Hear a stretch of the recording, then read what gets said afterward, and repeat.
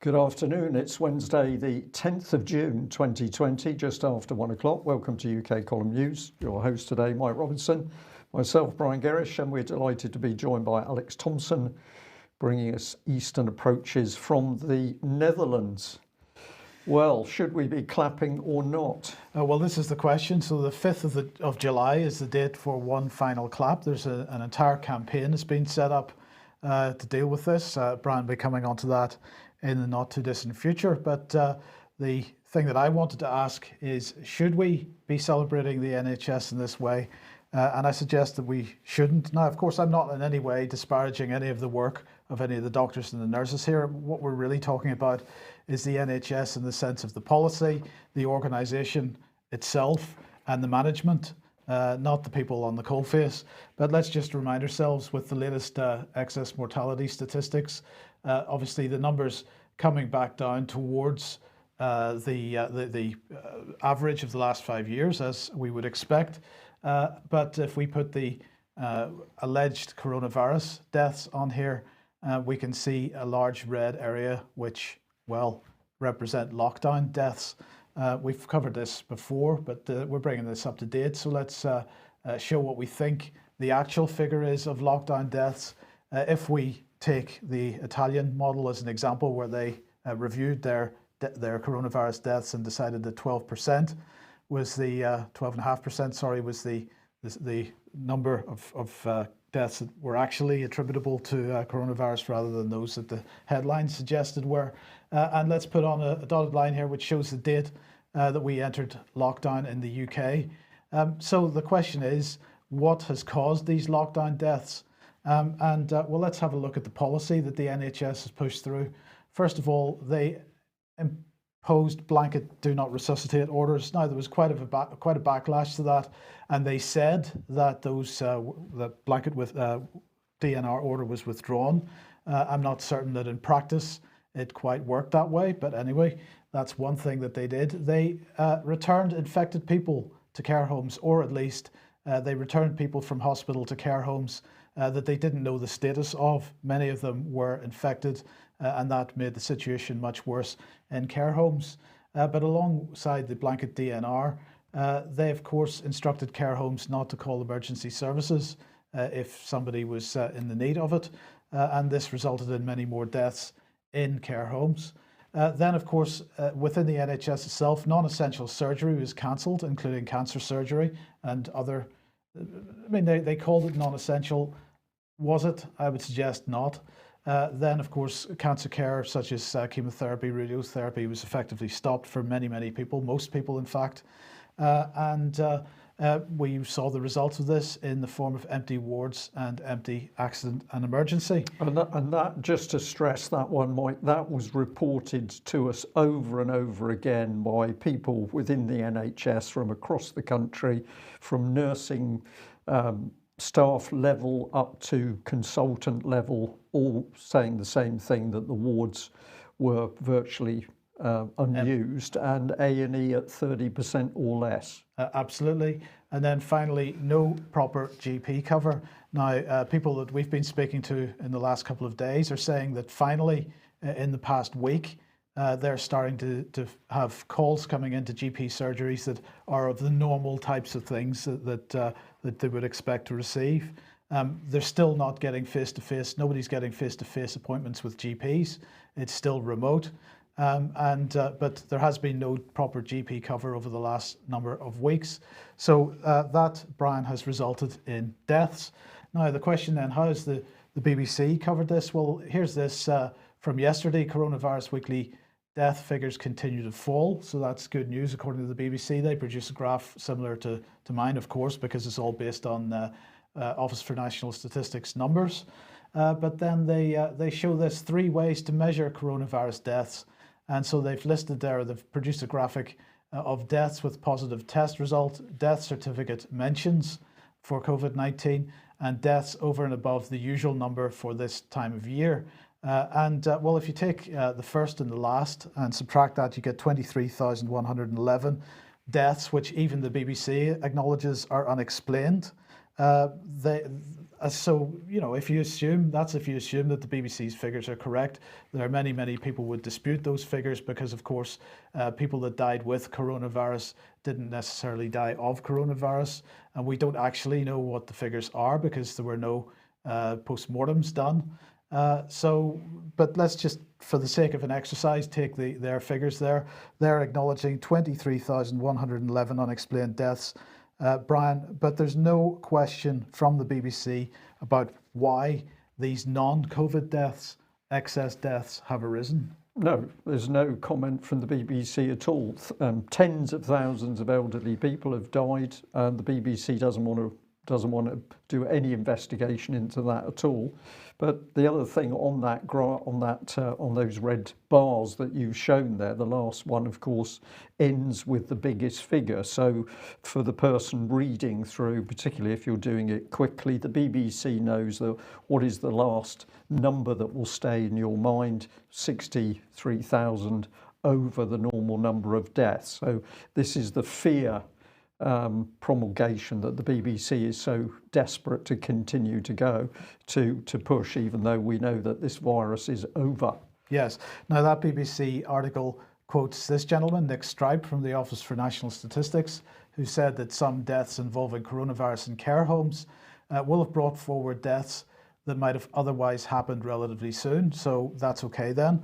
But he went on to say this: we might expect deaths not involving COVID in care homes to fall below the 5-year average in the next few weeks. So although he doesn't actually explicitly say it, or at least the BBC doesn't quote him if he did, he doesn't explicitly say it. He is implying here, or acknowledging at least, that there are people dying in care homes not of COVID. So they're dying of something else. Why are they dying? This is excess deaths. Why are they dying in care homes? Because they're not getting the medical treatment that they would otherwise expect to get. And what he's acknowledging here is that he's saying we might expect deaths not involving COVID in care homes to fall below the 5-year average in the next few weeks, because over the next few weeks, they will start to receive medical care again as they had before the lockdown. So these are lockdown deaths, Brian, but it doesn't end there, because there's going to be a knock-on effect here. The BBC also reporting that the NHS waiting list could hit 10 million this year. So this is people waiting for treatment through the NHS, because the government policy and the NHS management policy has been to completely reorient the NHS towards COVID, to the detriment of absolutely everything else. The waiting list could hit 10 million this year. Well, where has this come from? It has come from the NHS Confederation. Now, this is the membership body, excuse me, that brings together and speaks on behalf of the whole NHS. They say they represent over 500 members across health and social care, including hospitals, community and mental health providers, ambulance trusts, independent sector organisations providing NHS care, and clinical commissioning groups. And so this is where this information is coming from. Interestingly enough, the number 10 million doesn't appear in this press release, doesn't seem to appear in their actual report either. So that figure has come from some other briefing.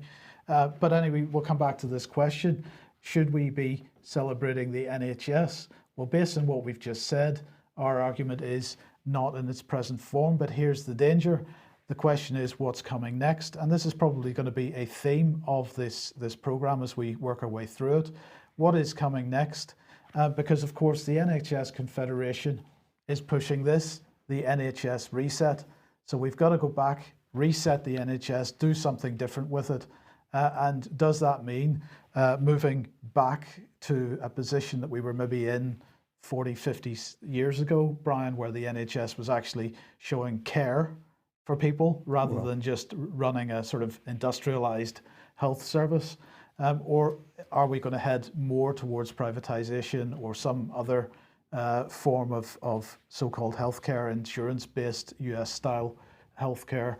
That's the question. But what seems to have happened here is that the crisis, which everybody acknowledged over the last number of years was there, has been taken to an absolute extreme under the guise of COVID.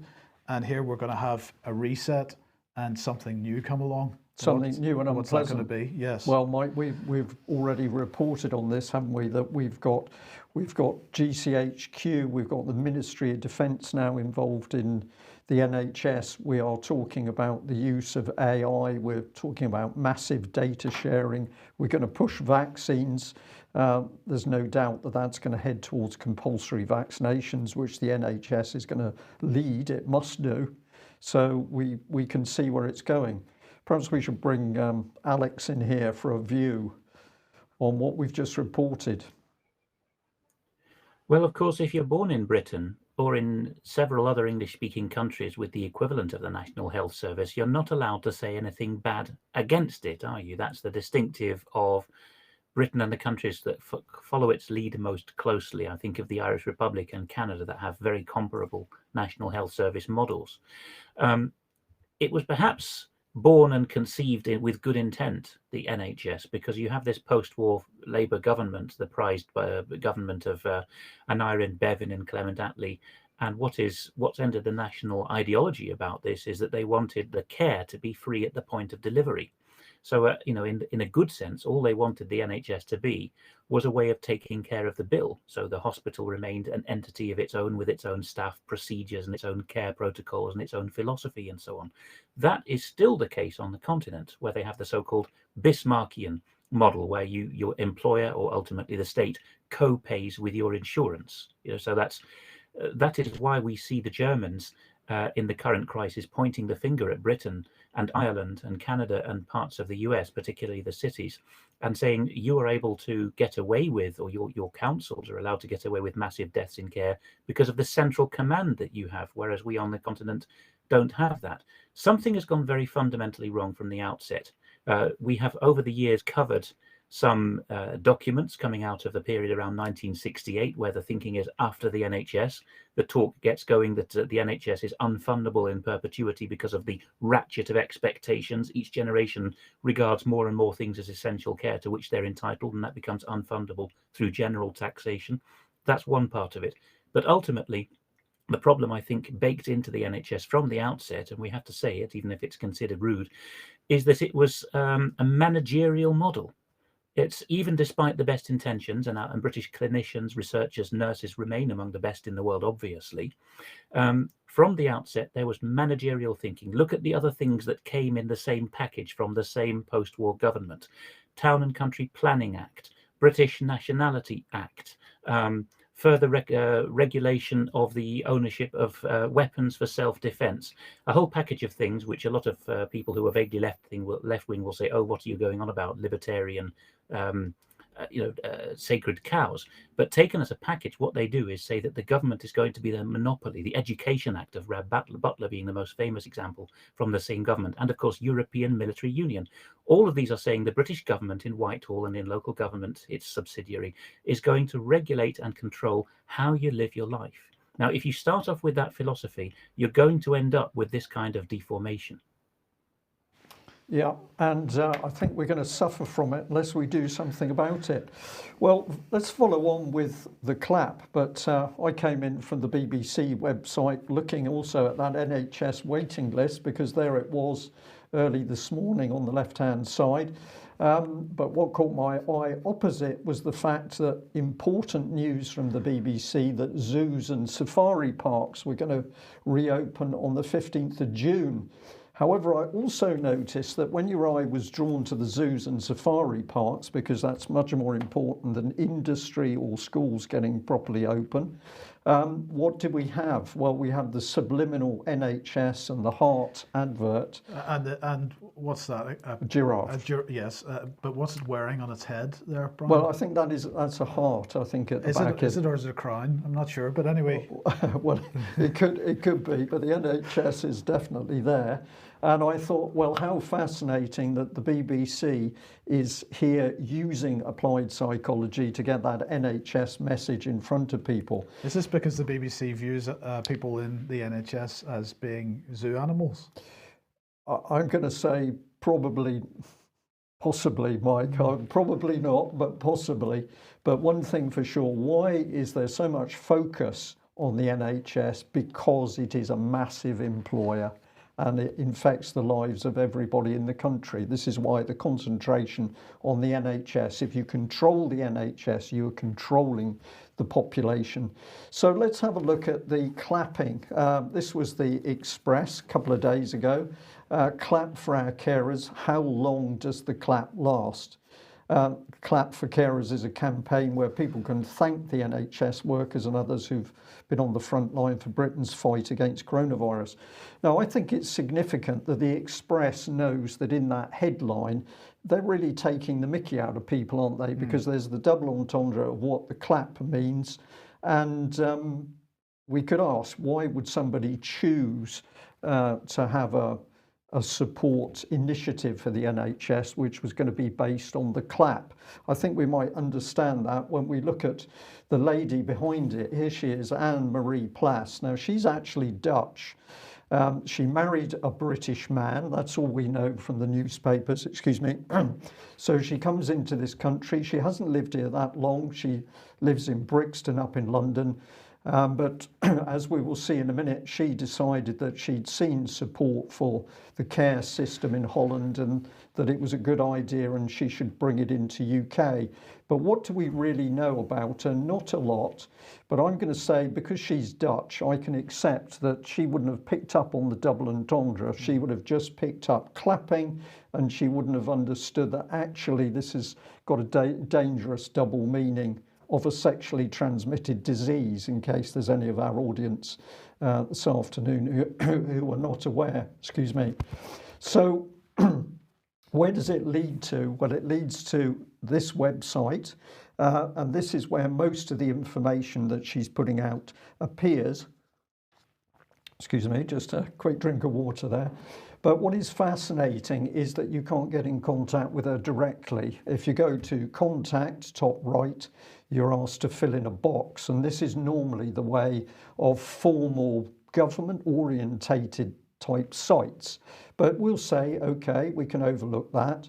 But if we go to the press button, well, we're in for quite a surprise, because basically we can see that this Dutch lady who's appeared out of nowhere is now supported by virtually all the bigger press and media there is. And if you go to BBC, that BBC button takes you initially to the first report on Anne-Marie Plas herself. So a lady comes out of nowhere and starts a massive campaign. Who is she? Well, here she is in the mirror, and let's have a look at some of the things she says. What I've seen in my home country made me look a little deeper into it, and I saw the boost that it gave to the front line and the togetherness it brought to the people that were stuck in their homes. The front line is doing their best they can, being exposed to the virus. We are safe at home, and of course finding that challenging, but no way as hard as they're doing. And I want them to know that we are behind them and feel so grateful of them doing that for us. So I've got some more comment from her, but Alex, can I just ask you here, she's saying that this sort of thing has been done in Holland. I haven't seen any reports from Holland about this as a massive campaign. You're living in Holland. Have you heard about it in any way? No, Brian, although I do try to stay away from the kind of populist news to keep my blood pressure down. But if there had been a big campaign, I would have heard about it, I'm fairly safe in saying. What you were talking about in the introduction, of course, you also lived in the Netherlands for a couple of years, and Mike did at some point as well. You both will agree with me, the Dutch, we are often thought of by both the Dutch and the British. They're often thought of as very similar nations, certainly in European or world terms, and indeed in many ways they are, and they have borrowed from each other's ideas for a long time. But of course, it's when you get minor differences that this kind of cultural jarring goes on, because the Dutch and British often assume that each other's ideas will fly in each other's societies, and no, they will not. The Dutch have an extremely high threshold before they will start to find something corny. They don't do sarcasm in the way that the British do, or irony. Their humour is much more, and their whole culture is much more visually expressed. So standing up and furiously applauding at the Concertgebouw in Amsterdam as soon as the conductor has basically picked up his baton is how the Dutch are. You know, prolonged stormy applause is nothing out of the ordinary in Dutch society. So I will grant Madame Plas that, looking at her background, I'm not at all meaning to disparage her here, but I look at the LinkedIn profile that she has. She started off with a polytechnic qualification in fashion and technology, 2000 to 2004. Then she went to Amsterdam University of Applied Sciences and did a bachelor's in law. Well done to her for that. Then in Holland University of Applied Sciences, a very new conglomeration of polytechnics in the Amsterdam and Rotterdam area, to do a bachelor's in general communication. Then she's a yoga teacher in Vinyasa Yoga in 2016. So there's nothing here for the years 2010 to 2015. Oh yes, there is. She goes into the workplace. She's a digital and communications consultant in the Amsterdam area for 2012 to 2015. And before that with Zenith Optimedia, a senior digital planner for 5 years, ending 2012. So she's getting into the brainstorming world. And then comes the clap for our carers when she's in London as of March this year. She's also been a regional sales director for last half a year with someone called Objective Partners in London. So yeah, this profile is one that I often find as a translator of Dutch material. You know, people who come up with initiatives and want them translated into English will come to me or someone like me. And what they often fail to take into account is that there's a lot of cynicism among the Brits, and their good intent will be twisted. And certainly if I look at the website you've just shown, I don't believe, even with Anna-Marie Klaas's past experience in communication, that that website is her own production. I think somebody has taken her for a ride. Well, that's a very interesting comment, because I think we're going to head in that direction. Let's just follow through with some more of her quotes. Now, I've used the Mirror, but this quote here is from the Express and the Star. Firstly, she's back on the subject of being inspired in her own country. Then she says, so I posted it on social media and in WhatsApp, sending it to my contacts here in the UK, and within 24 hours, some of the major celebs had it on their page. The Sussex Royals and Victoria Beckham. And I find this fascinating, Mike, that you just throw an idea out there and the next minute you've got the great and the good on board. But she goes on. She says, I think it's good to have the last of the series next Thursday, because to have the most impact, I think it's good to stop it at its peak. So she's saying she thinks it's good to stop the clap while it's got to the peak. Then she says this, without getting too political, I share some of the opinions that some people have about it being politicized. I think the narrative is starting to change, and I don't want the clap to be negative. Now, both of us are smiling as we go through this, but I think this lady's trying to say something. Now, she knows that the government's jumped on the bandwagon, let's put it that way. And here she's declaring quite openly that she's becoming a bit uneasy about where this is going. But let's follow on. She says in The Guardian here, 28th of May should be the last weekly clap for carers, but the Sunday, the 5th of July, the 72nd birthday of the NHS, marked a chance for the public to expand their gratitude to everyone who'd helped during the crisis. So she's pro the event on the 5th of July, but she's expressed some concern. So let's look at this Guardian article here, calling for the final national clap on the NHS's birthday. And we've suddenly got a campaign dubbed Together / Together. This will be a moment to come together and thank all of those who are helping us get through this ongoing crisis. And then it says something interesting. The civil society initiative is independent of government, but is endorsed by the head of the NHS, Sir Simon Stevens. It also aims to cement the increasing sense of community spirit that has developed during the crisis.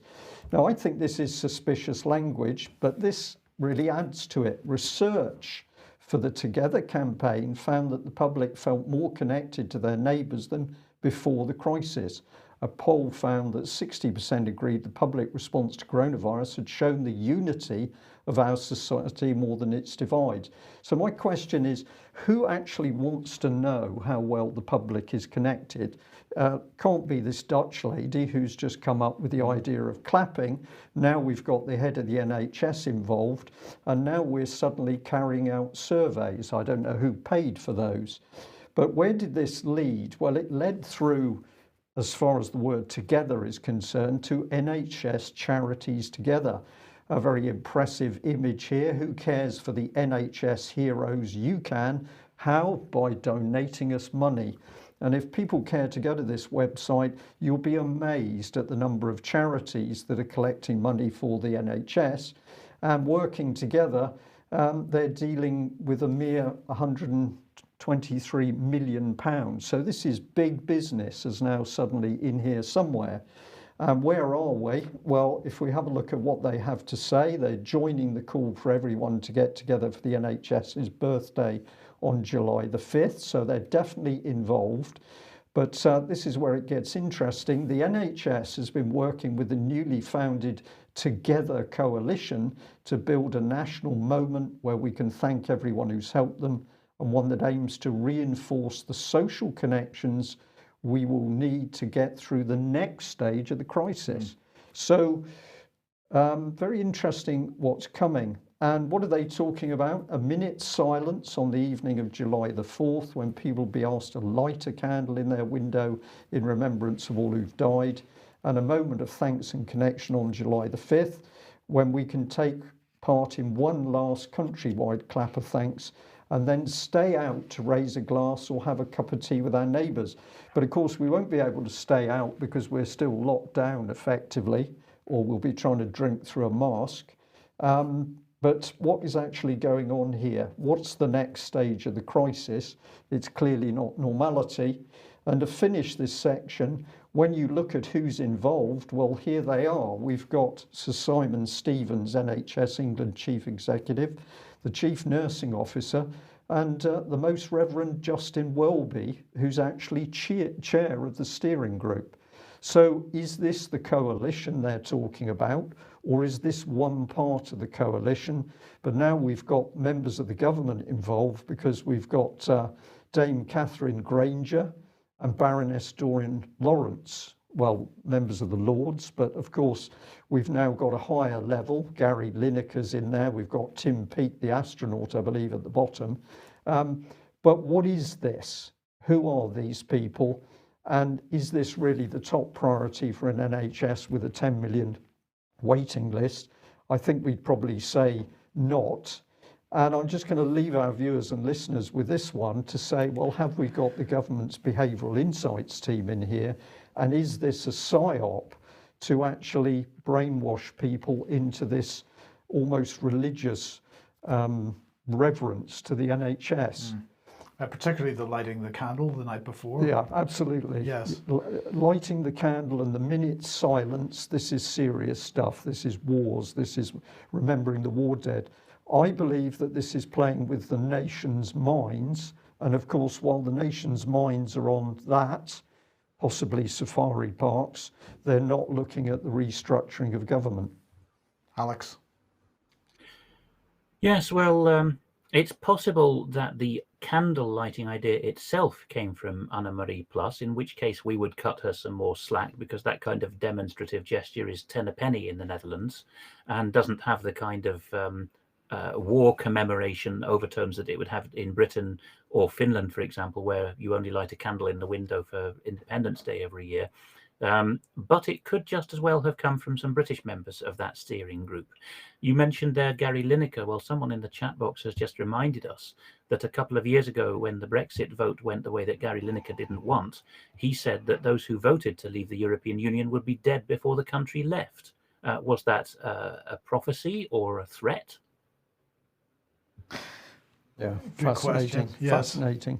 Okay, now if you like what the UK Column does, you'd like to support us, then please head over to ukcolumn.org/community. There are options there for you to do that. And then just another quick reminder that if you want to write to David Noakes, he is in HMP Exeter.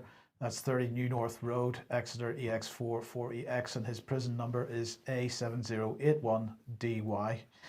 Now, this article was sent to me yesterday, and I was fascinated in it. Scientists call for academic shutdown in support of Black Lives. This is from Gizmodo, and incredible story. They're calling for academia to stop in order to show support. But it was this quote here that really grabbed me. Discrimination against black scientists rears its head in more insidious ways too. labs will still refer to various pairs of equipment as master and slave, while the most commonly discussed milestone in quantum computing is quantum supremacy. And I really thought that, I wondered whether this paragraph had come from The Onion or some other satirical news website, because this is just unbelievable that there's some correlation trying to be drawn between terms that have been used for decades for technology as some kind of direct attack against black scientists. This is complete nonsense. It's being pushed into people's minds. But the thing that really grabbed me about this is all the focus on historic slavery, Brian. This is starting to which has come out of nowhere. It has come out of nowhere, but it's all the focus on historic slavery. What about slavery that is taking place today? We have covered this extensively on this program. I want to just remind everybody what the situation is with this. So here is Sajid Javid, who was Home Secretary at the time when he made this statement, obviously not that in that role anymore. And he said at the time, the impact of modern slavery is huge, both in human lives and our economy, with estimates putting its cost to the UK as much as £4.3 billion in 2016 and 2017. And there was a report came out at the time that this was that he made this statement. This is it, 2018 UK Annual Report on Modern Slavery. This is the most recent one that I've seen. And they were saying the total direct government spend on modern slavery has increased year on year, estimated at around 39 million in 2017-2018 and 61 million in 2018-2019. Now, this is very key, because the point that we were making at the time, and we'll make it again now, is that modern slavery is a business, it's an industry, and it's what's happening here is very much a similar business model to, for example, the illicit drugs trade, where the government claims to be spending relatively small amounts of money to stop the trade going on, but in fact they're giving implicit consent by only spending amounts of money of this kind of scale when compared with the scale of the problem itself. So let's move on with this. They're saying that improving the evidence about the scale and nature of modern slavery is a priority for the UK. Well, it's such a priority that it's not being discussed at the moment today, because at the moment we're totally focused on historic slavery. We're not worrying about what's going on today. And there has been no publicised update to this report. I mean, I'm sure it says it's an annual report, but I don't recall seeing anything in 2019 or so far in 2020 on it in the media. But anyway, so what are they talking about? Prosecuting and disrupting individuals and groups responsible for modern slavery, preventing people from engaging in modern slavery, strengthening safeguards against modern slavery by protecting vulnerable people from exploitation and increasing awareness of and resilience against this crime, reducing the harm caused by modern slavery through improved victim identification and enhanced support. But correct me if I'm wrong, it's only a couple of weeks since Nigel Farage was in the middle of the English Channel videoing people being trafficked from the continent to the UK, having originally come from sub-Saharan Africa probably, or the Middle East. And what are they coming to the UK for? They're being brought into these types of modern slavery networks. And what was Nigel Farage making the point? He was making the point that the French government, the French Navy, was performing a handoff to the British Navy to help these people get across the Channel. So the British government, I allege, are in fact assisting this process. This report then provided a little bit of information and just showing the number of adults between, the percentage between labour, slavery and sexual slavery, and also the percentage of children involved in each of these areas. A huge amount of number of people that come into this country, trafficked into this country, end up in sexual slavery, including children, but we're not hearing anything about any of that at the moment. So let's just put this graphic on screen. Every year, human traffickers make a profit from the trade to the tune of £130 billion in the UK.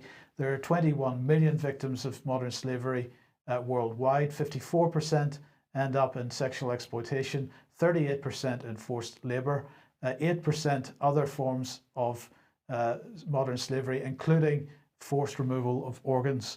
And this is not being discussed under the present circumstances, Brian, and I think the discussion needs to be changed from, as we're going to come on to in a second, pulling down of statues for historic Yeah, statues to the reality of the modern world and doing something about this. Yeah. Alex, have you got any thoughts on that? Only to say that this business model was well known in poor countries quite some years ago. I remember vividly being in a church service in the former Soviet Union in the year 2000, and a man addressing the church after the service and saying, don't get on the truck, as it would have been in those days, to go to London or Germany, because you'll be offered jobs and those jobs will not be there, and you will end up in prostitution and worse. So this is known to people with very little education in what was then a very poor country. So why is it not known to the government, and more particularly the broadcasting class? Well, it seems to be at the best that this is an area where polite people have come to some kind of compact not to speak about it. Sometimes there's very woolly thinking in there that if we speak about it, it will be racially or religiously offensive, or will fan the flames of intercommunal strife. But keeping silent about it surely ain't going to solve the problem, is it? No, it isn't. Now, we've been talking about the lockdown. The question is, what was it brought about the lockdown? This is something that we've been looking at over the last couple of weeks, and got a bit of a tip-off, or at least a reminder over the last couple of days about looking in a particular direction. So let's do that, because if we're talking about lockdown deaths earlier in the programme, and if we remember back to the days, the couple of weeks running up to the lockdown, of course, Boris was attempting to pursue a very different policy. So where did the policy of lockdown come from? Well, if we go to the Sun here, this is from February, the 27th of February. This was the headline: deadly coronavirus could infect 80% of Brits and kill 500,000 people in a worst case scenario, document reveals. And this was a document which was allegedly leaked, a memo. And the question is, where did it come from? Well, The Independent tells us they were covering the same issues, citing the Sun, and saying the document came from the National Security Communications Team. Well, the question is, what is the National Security Communications Team? That's the NSCT. Let's just have a quick look. Well, here's PR Week, and they were speaking about this in May 2018. Government boosts national security comms capability to combat international threats. So this was, in fact, all about disinformation. It was really directed at that point towards the Russians, but it was really concerned about fake news and disinformation. And that's really what we can say about it. It was also mentioned in this document, the Government Communication Plan 2019-2020. This is all apparently, Brian, about strengthening our democracy. And of course, the biggest thing about it is tackling misinformation and disinformation. Well, in this document, they say that the NSCT will increase public resilience to disinformation.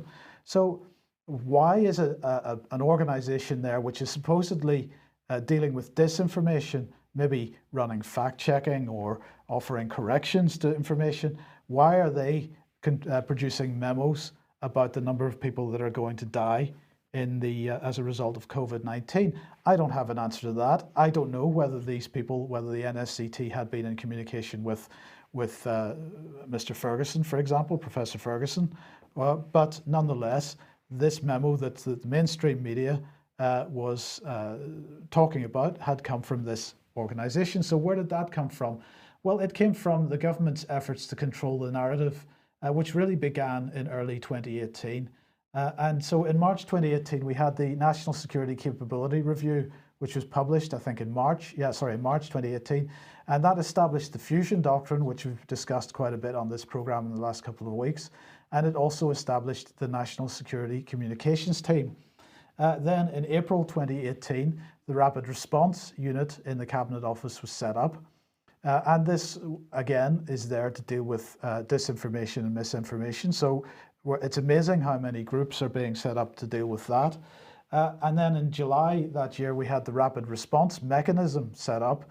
And this is not anything to do with the Cabinet Office. This was where Theresa May had gone to the G7 and convinced all the G7 countries that the best thing to do would be for everybody to agree a common narrative based on a common purpose, and make sure that that common narrative was pushed out through all national media.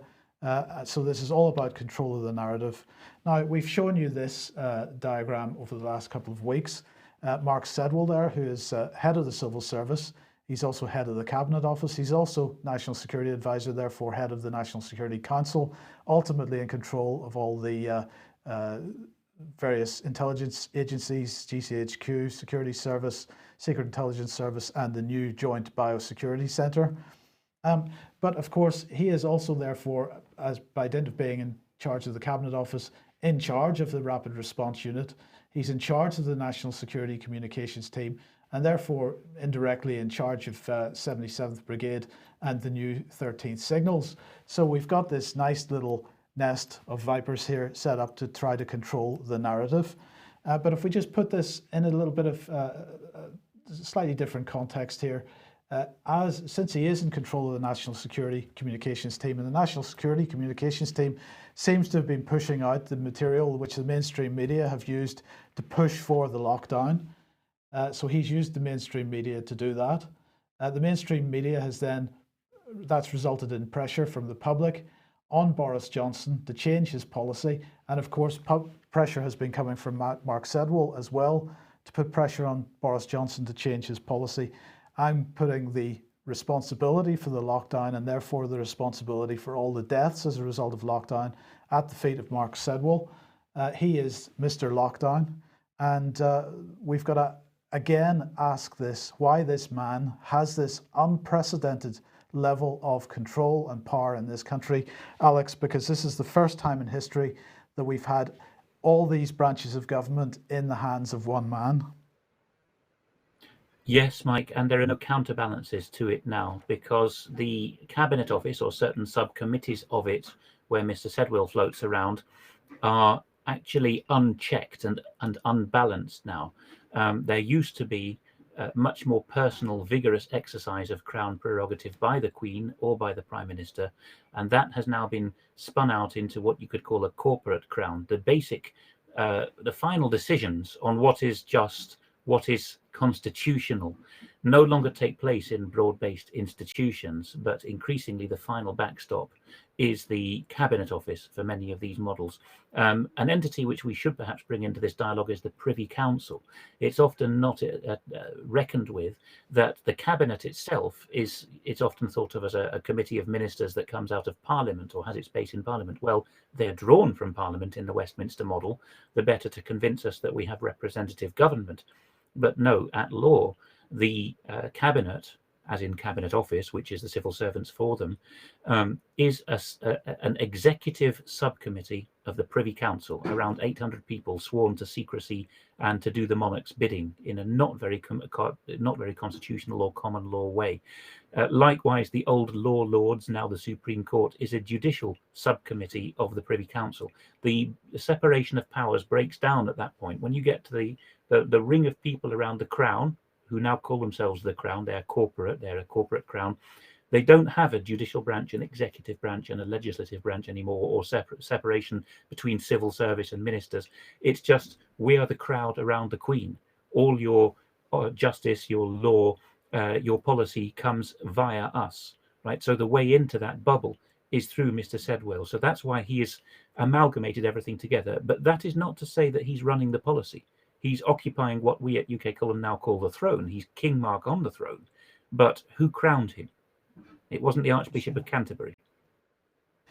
Yeah, good question. A lot of questions got to be asked. Yes. And this, of course, is being shown widely over the media at the moment. We are taking down statues. A lot of reports, including Voice of America here, reporting what's happening in UK. But report after report that suddenly somebody's taken it into their heads that they're going to get rid of statues because they're connected to slavery or racist behaviour, whatever it is. No debate in Parliament at all. But what's actually going on here is national history being destroyed. Classic example in Plymouth. We've got Drake on the Hoe. And Drake used to have quite a comprehensive plaque with him describing the Spanish Armada. The plaque disappeared. I don't think it's going to be long before that statue's going to go, but no formal debate over this. So we've now got chaos and anarchy breaking loose in the country, supported by local authorities. Okay, so today is the final day of COGX. This is the Global Leadership Summit and Festival of AI and Emerging Technology. Now, we have highlighted the fact over the last few weeks that the Fourth Industrial Revolution is absolutely the direction that we're heading in as a result of COVID-19 and the decimation of our economy that followed. So this is a very interesting event. Let's have a look and see what they're talking about. This year's COGX event will be the biggest, most inclusive and forward-thinking online gathering of leaders, CEOs, entrepreneurs, scientists, artists and activists in the world, all trying to answer the question, how to get the next 10 years right. So this is very important. Keep that in your mind, how to get the next 10 years right. Who's speaking at it? Everybody from Anne Applebaum to John Kerry, all kinds of people here. And of course, there's Tony Blair, because of course he's all about global change. These are the types of things that they're talking about: global leadership, ethics and society, health, well-being and COVID-19 apparently, and so on. Okay, but remember, this is all about getting the next 10 years right. Here is NATO. And you might be wondering why we're talking about NATO all of a sudden, because NATO has launched their NATO 2030 initiative to much fanfare yesterday. Well, what is Jens Stoltenberg saying about it, aside from all for one and one for all and all this kind of typical NATO nonsense? Well, here he is. And what he said is, NATO 2030 is an opportunity to reflect on where we see our alliance 10 years from now, and how it will continue to keep us safe in a more uncertain world. And it just fascinates me, Brian, whenever we see these types of things reflecting the same language and the same narrative. Yeah, carrying on in parallel. Absolutely, apparently yeah. Disparate things. But anyway, what's he talking about? Well, he's saying we must resist the temptation of national solutions, and we must live up to our values of freedom, democracy and the rule of law. Well, we can just presume that he's lying at that point, because I haven't seen any evidence of NATO actually providing any of those things. But anyway, maybe Alex has got some thoughts on that. He said using NATO more politically also means a broader range of tools, military and non-military, economic and diplomatic. He's very, very keen to see NATO become a much more political animal. But he is also very keen that China is not the enemy, the new enemy, but actually it is.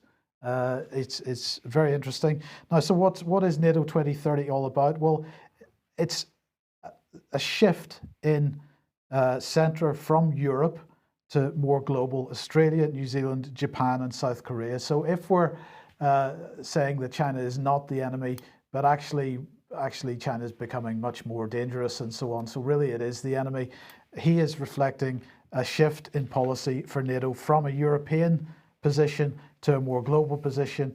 He's wanting to get very, very close to Australia, New Zealand, Japan and South Korea, not only therefore to encircle Russia, Alex, but to encircle China as well. And this is not a good development, in my opinion. But the question is, we've got the NATO defence ministers meeting next week, and also the EU foreign ministers meeting on defence next week. Is this a sign not only that NATO wants to adjust who the enemy is to include China, but also perhaps that maybe we're seeing slight dividing of the ways with the EU itself? I would say so, Mike, because the NATO and EU collaboration is going to hit a rock at some point if things don't change, because NATO is predicated upon international treaty-based agreement. Nations retain their sovereignty, although Mr. Stoltenberg is now pouring cold scorn on sovereignty and national solutions, as you say, whereas the EU, formerly the European Communities, is predicated upon supranational government. You get your orders directly from above the national government without them vetoing or agreeing it. And so if NATO wants to move towards one for all and all for one, as it now seems to be doing, or even now pretty much ordering the Americans to think twice about pulling half their troops out of Germany, which was another theme of Mr. Stoltenberg's speech yesterday, then in analytical legal terms, what's going on is NATO is wishing to transform itself from an international treaty-based organization to a supranational government, like the EU is. which of course in the EU itself is almost floundering now because of the amount of resistance that's meeting. So ultimately there is going to have to be some crunch point, and if NATO wishes to become effectively a supranational model, it's going to have to decide which of the flavors it is: a unitary state like Britain when we had the Union of the Crowns, or a confederation like the United States, or a federation like Germany or the European Union. So it's moving towards being a government for its countries, isn't it? Which just again underlines that when you merge your defence commitments and have an Article 5 undertaking to defend each other, that's not just all hunky-dory. That also involves harmonisation of policy, defence procurement and taxation. And people on the other side of the equation are making an absolute killing out of the defence contracts for that. So a lot is at stake when you agree an alliance. And just to briefly end on this, Alex, what are your thoughts on this encirclement of China?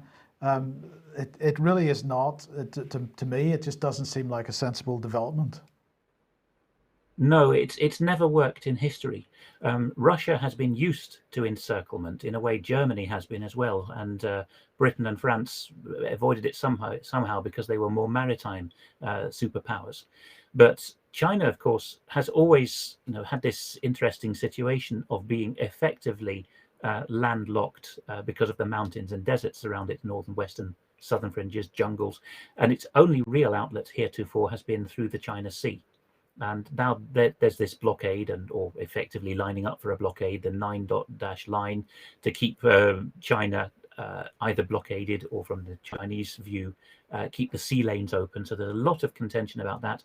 The new dynamic in this, of course, is that overland routes have opened up to trade and also to moving troops and equipment out overland. So attempting to encircle China is, I think, going to end badly.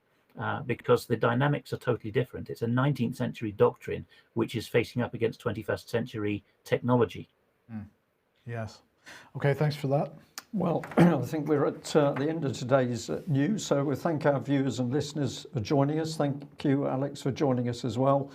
A lot of complex things there. There's a lot of chaos and confusion in UK at the moment. We're going to say to our viewers and listeners to look through what we're going to call the dross. So while people are occupied on face mask time, not going out, not being allowed out of their houses, the importance of safari parks being opened, my goodness, that's one of the most important pieces of news that we've had.